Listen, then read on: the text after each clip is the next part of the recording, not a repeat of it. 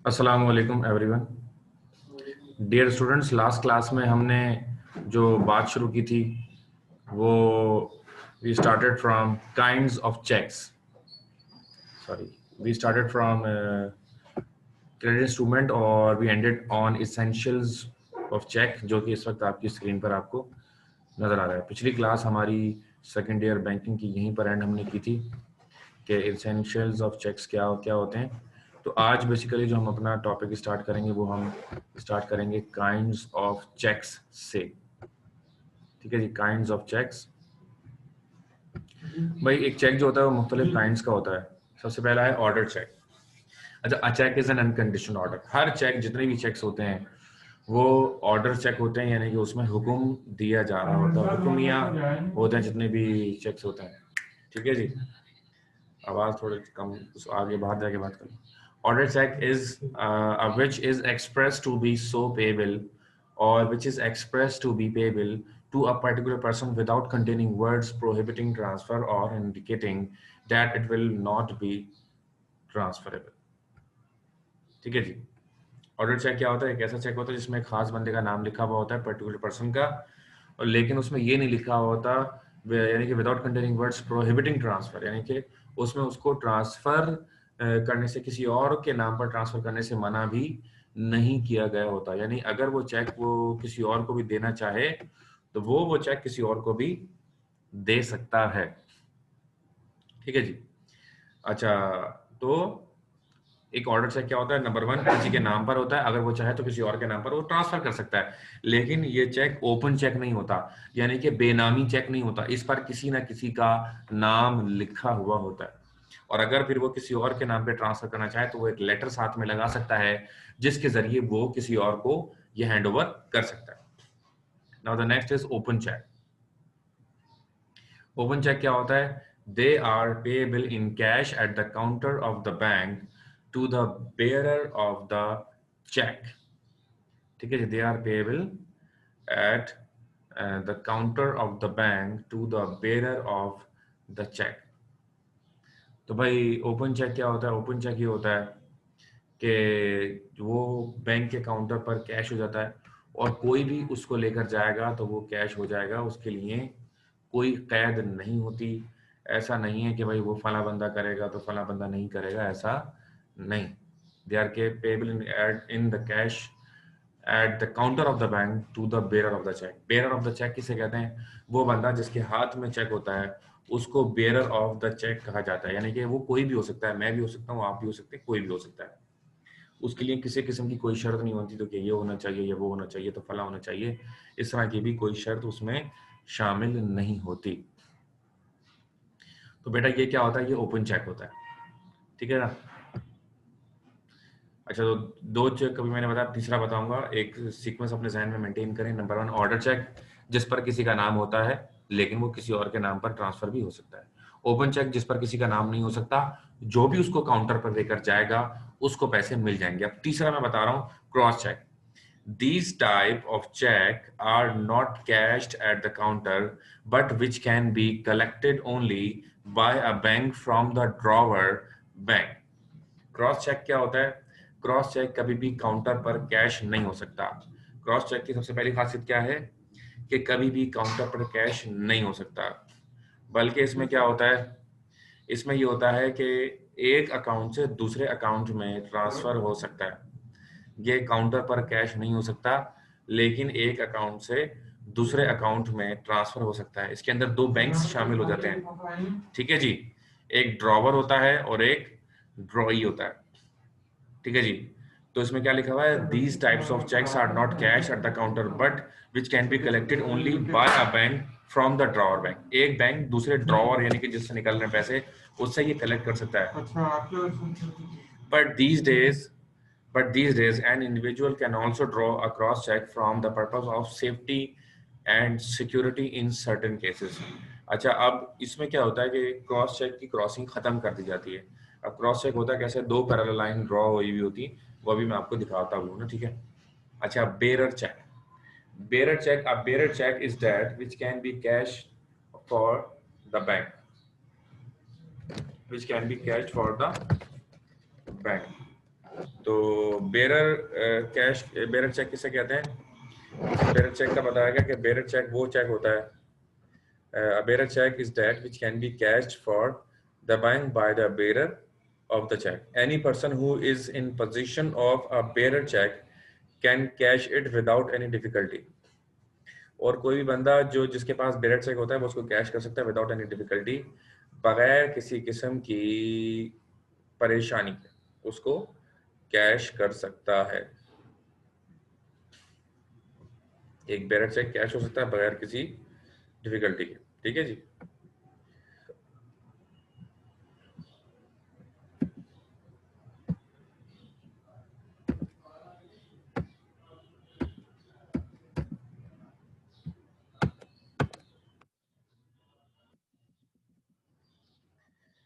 अब देखिए जो काइंड्स ऑफ चेक्स थे इनको आपने याद करना होगा। इसमें सवाल आएगा explain the kinds of cheques, और यहीं से अगर आप इसको लिख लें तो ये बड़ा इजी रहेगा आपके लिए याद करना। ऑर्डर चेक होता है, एक ओपन होता है, क्रॉस होता है और एक बेयरर होता है। ये 4 हेडिंग्स होती हैं, 4 काइंड्स होती हैं। इसको आप यहीं से याद कर लेंगे, बड़ा इजी लिखा हुआ है, इंशाल्लाह बहुत जल्द आपको ये याद हो जाएगा। ठीक है, अब हमारा ये अगला सवाल। अगला सवाल क्या है? Dishonour of a cheque. Dishonour of a cheque क्या होता है? The relation between a banker and his customer is that of a debtor and creditor. Banker और कस्टमर जो रिलेशन होता है आपस में, क्या उसको क्या कहते हैं? डेब्टर और क्रेडिटर का रिलेशन कहा जाता है। Money deposited will always belong to the customer and the bank will be bound to return its equivalent to the customer। ठीक है जी। और जितना ही पैसा बैंक में रखा है वो सारा का सारा पैसा किसका होता है जी? कस्टमर का होता है। और कस्टमर जब चाहे वो सारा का सारा पैसा निकाल सकता है। ठीक है।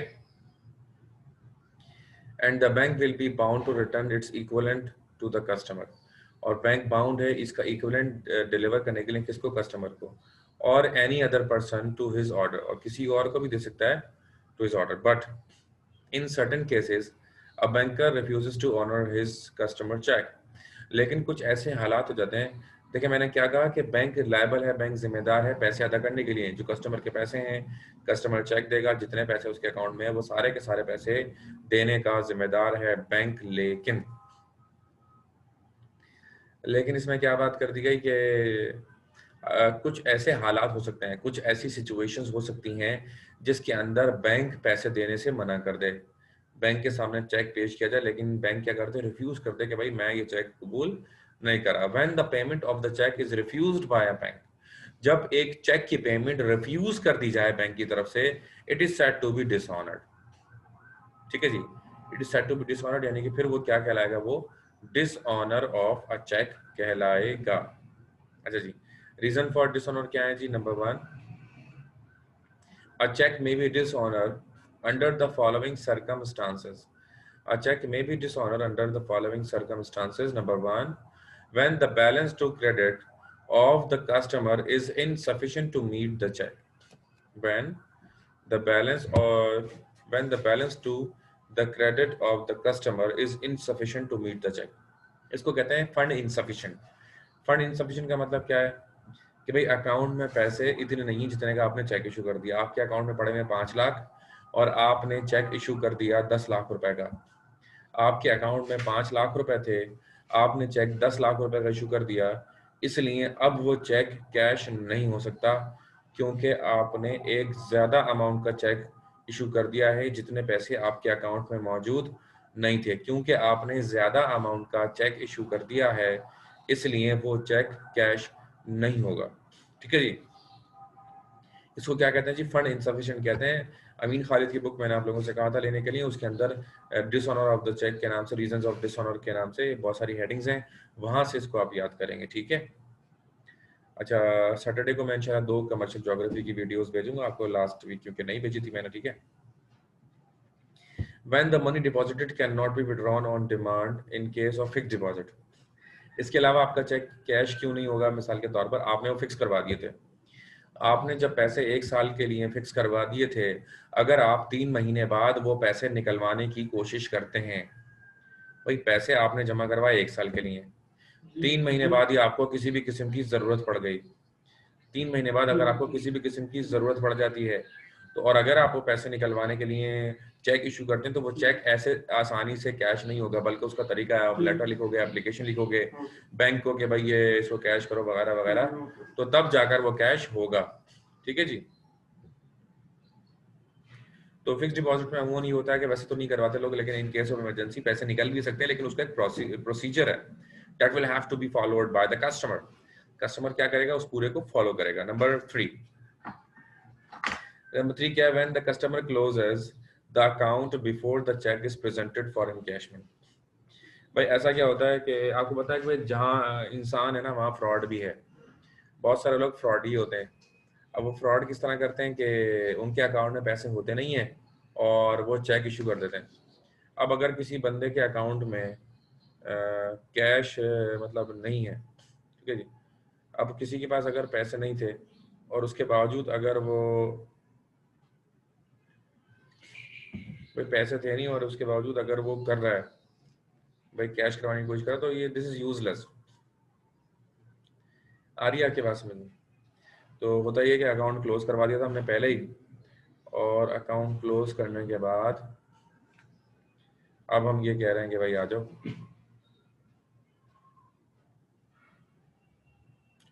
और ये चेक ले लो हमसे और पैसे ले लो अपने। एक क्लोज अकाउंट हो चुका था, चेक हमारे पास था, हमने चेक इशू कर दिया बंदे को, हमें पेमेंट करनी थी, हमने आज वो वॉश शोर करा था, आज हमें पैसे देने थे, हमने किसी तरीके से अगले महीने का उसको चेक दे दिया। अब वो अगले महीने जब बैंक गया पता चला ये अकाउंट तो बंद हुआ हुआ। तो दरअसल कस्टमर ने क्या कर दिया, उस बंदे के साथ जिसको पैसे देने थे उस बंदे के साथ उसने कस्टमर ने फ्रॉड कर दिया। दोबारा देख लिएगा, अगर समझ में नहीं आया तो पीछे करके दोबारा से आप सुन सकते हो। अकाउंट बंद हो चुका है, 1 रुपया भी अकाउंट में नहीं है और आपने उसका चेक इशू कर दिया, अब वो चेक कैश नहीं होगा। ठीक है जी। तो इसको क्या कहते हैं कि भाई इसको कहते हैं क्लोज चेक, और एक क्लोज चेक का कैश भी एक क्लोज अकाउंट का चेक भी कैश नहीं होता। ठीक है जी। Number 4, when the cheque is not properly drawn. अगर आपने चेक को सही से नहीं लिखा, ठीक है जी, अगर आपने चेक को सही से नहीं लिखा है, when the cheque is not properly drawn, अगर आपने चेक को नहीं सही से लिखा है और स्टैम्प सही नहीं लगी हुई है, कोई भी अगर उसके अंदर इशू है तो वो चेक कैश नहीं होगा। ठीक है जी। इसके बाद है number 5, if the cheque is crossed but presented on the counter for payment. भाई ये क्रॉस चेक है, लेकिन अगर क्रॉस चेक जो है उसको आप पेमेंट के लिए दे दें तो वो कैश नहीं होगा। सही है जी, बात समझ में आ रही है? If the cheque is cross but presented on the counter for payment, अगर कोई चेक हमने काउंटर पर पेमेंट के लिए दे दिया है लेकिन वो क्रॉस था, तो क्रॉस चेक कभी भी काउंटर से कैश, क्रॉस चेक कभी भी, क्योंकि काउंटर से कैश नहीं होता तो इसलिए ये चेक कैश नहीं होगा। ठीक है जी। When the cheque is post dated, अगर कोई चेक क्या है, अगर कोई चेक पोस्ट डेटेड है, अगर कोई चेक पोस्ट डेटेड है, भाई वो चेक है जनवरी 2021 का, मैं इस वक्त खड़ा हूँ दिसंबर 2020 में, वो जनवरी 2021 का था और मैं 2020 में खड़ा हूँ, तो वो भी चेक कभी भी कैश नहीं होगा। ठीक है जी, वो चेक कभी भी कैश नहीं होगा। और ये क्या, when the cheque is post dated, कभी भी फ्यूचर की डेट का कोई भी चेक आज कैश नहीं होगा। ठीक है। Next, if the death information of the account holder is received, अगर बैंक को ये पता चल जाए कि भाई ये जिसका अकाउंट था वो बंदा मर चुका है, अगर ये पता चल जाए कि जो बंदा है उसकी डेथ हो चुकी है, तो वो भी चेक अब कैश नहीं होगा। ठीक है जी। अच्छा, जैसी बंदे की डेथ होती है, जैसी बैंक को पता चलता है वो उसको फौरन लॉक कर देता है और उसको कैश करना बंद कर देता है। If the account holder is declared insolvent by the law, अगर कोई अकाउंट होल्डर जो है वो डिक्लेयर हो गया है इनसॉल्वेंट बाय द लॉ, कानून ने उसको डिक्लेयर कर दिया है कि ये बंदा इनसॉल्वेंट है, इस बंदे की इतनी हैसियत नहीं, इस बंदे की इतनी हैसियत नहीं है कि ये अकाउंट मेंटेन कर सके, तो उस सूरत में भी क्या होता है, उसका अकाउंट बंद कर दिया जाता है। इस सिचुएशन में भी बंदे का अकाउंट बंद कर दिया जाता है। तो ये भी बेसिकली नोट करने की जरूरत होती है।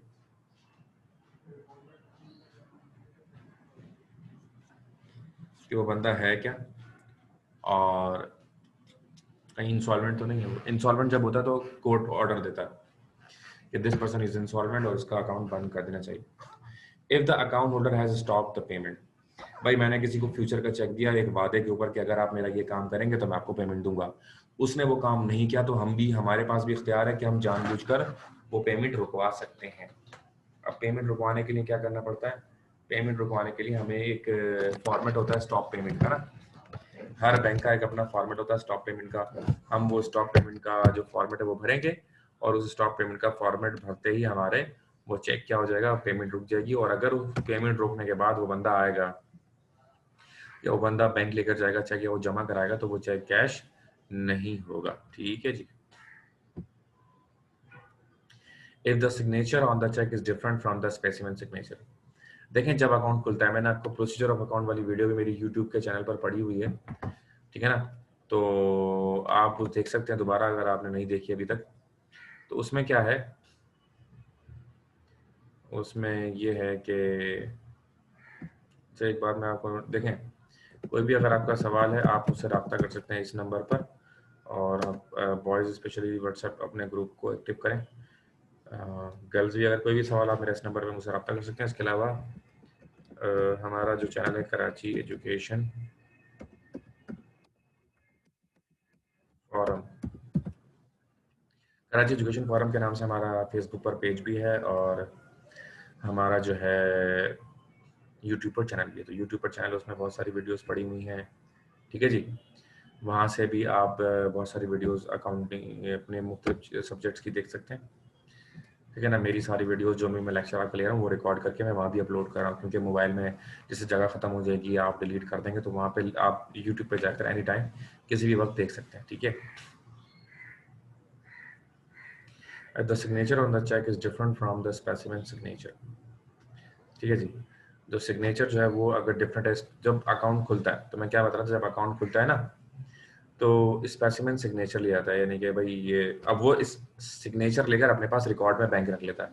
अब कोई चेक आता है तो उस चेक पे जो साइन होता है और जो स्पेसिमेन में साइन होता है दोनों को मैच किया जाता है। अगर साइन मैच होता है तो पेमेंट होती है, वरना पेमेंट नहीं होती, ठीक है जी। अच्छा, इसके बाद क्या है जी, इसके बाद है if the amount written in figures is different from the amount written in words। एक चेक जो होता है उसमें दो तरह से अमाउंट लिखा हुआ होता है, एक तरफ वर्ड्स में लिखा हुआ होता है तो दूसरी तरफ फिगर्स में लिखा हुआ होता है।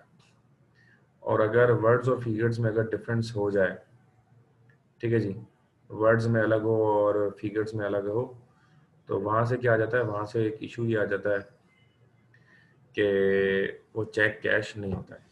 ज़ाहिर है एक तरफ आपने लिखा हुआ है 1 लाख, एक तरफ लिखा हुआ है 10 लाख। अब बैंकर कंफ्यूज होगा ना कि आपको कौन सा पेमेंट दे, आपको 1 लाख दे या 10 लाख दे। उसका वो हल क्या निकालता है कि हम दे ही नहीं रहे, जाओ। This is the best solution for them. अगला, if the cheque is presented for payment at a branch other than one where the customer has the account, इसलिए भी वो चेक कैश शायद ना हो कि भाई आपका अकाउंट तो फला जगह पर है, लेकिन ऑनलाइन क्योंकि सहूलत है तो आजकल ये पॉइंट पर अमूमन चेक रिटर्न नहीं होते, ठीक है जी। तो ये सारे पॉइंट्स थे 12 है ये, लेकिन आपने कम से कम 8 पॉइंट आपको याद करने हैं। आप यानी खालिद की बुक से याद करेंगे, उसमें भी तकरीबन इतने ही पॉइंट्स गिवन है, लेकिन आप कितने याद करेंगे मैंने आपको बता दिया, आप 12 याद करेंगे, ठीक है जी। कोई भी अगर आपको कंफ्यूजन होती है आपके पास ये मैंने नंबर आपको दिया हुआ है, ठीक है जी। आप इस नंबर पे मुझसे रब्ता कर सकते हैं एनी टाइम, कोई भी आपको कोई सवाल हो आप मुझसे पूछें,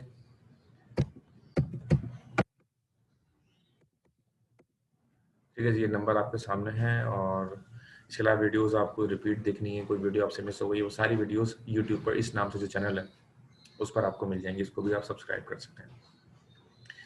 और आखिरी बात यह है कि जैसे ये करवाया मैंने, इसको याद कीजिएगा। आज 2 सवाल हमने किए, ठीक है ना। पहला सवाल हमने जो किया था काइंड्स ऑफ चेक का था, ये आप याद करेंगे। दूसरा आप याद करेंगे डिसऑनर ऑफ अ चेक का, ये भी आपने याद करना है, ठीक है ना। और ये दोनों सवाल आप याद करेंगे, अपने रजिस्टर में लिखेंगे। कोई भी सवाल होता है, मोबाइल नंबर भी मैंने आपको दे दिया, लिंक दे दिया है, इस तरीके से आप मुझसे रब्ता करेंगे, ठीक है जी। कोई भी कन्फ्यूजन आप मुझसे रब्ता कीजिएगा। और कमर्शियल ज्योग्राफी की जहाँ तक बात है, तो कमर्शियल ज्योग्राफी की 2 वीडियोज़ मैं सैटरडे को भेजूँगा, क्योंकि वो रह गई थी, ठीक है। अपना बहुत ख्याल रखिएगा। अल्लाह हाफ़िज़।